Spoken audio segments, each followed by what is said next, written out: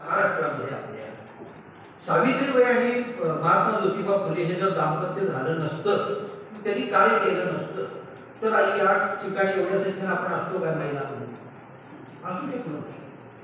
त्याचं कारण सावित्रीबाईंनी महात्मा फुल्यांचं मोठेपण हे की त्यांनी सावित्रीबाई नसतं आणि सावित्रीबाईंनी जे काही काम केलं, स्वतः शिकल्या आणि समाजाच्या उद्धाराचं काम त्यांनी केलं. तुम्हाला ती गोष्ट माहिती आहे. मला याचं भान आहे की बापूजींच्या शिक्षण विचारावर बोलायचं आहे, पण ती बापूजींना सुद्धा प्रेरणा कशात मिळाली ह्याच्यासाठी मी हे मुद्दाम सांगतो 2 मिनिटात सुरुवातीला.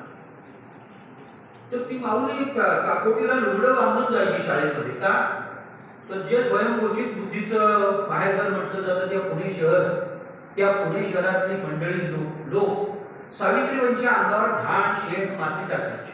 का तर एक तर ही स्वतः शाणी झाली आणि आता दुसऱ्याला शाणं करायला निघाली, बरोबर.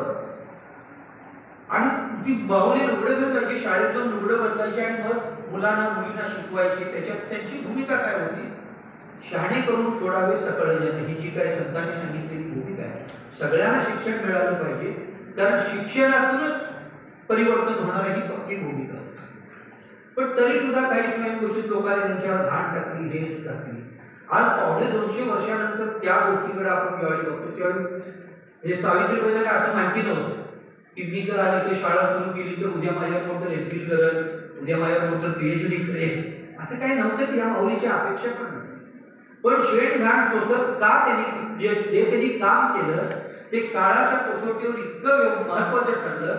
ज्या शहरानं त्या माऊलीच्या अंगावर घाण टाकली त्या शहराच्या विद्यापीठाला सावित्रीबाई फुले पुणे विद्यापीठाचं नाव द्यावं. म्हणजे बरोबर कोण होतं घाण टाकणारे? काय सावित्रीबाई बरोबर. म्हणजे इथल्या समाजातल्या जे वंचित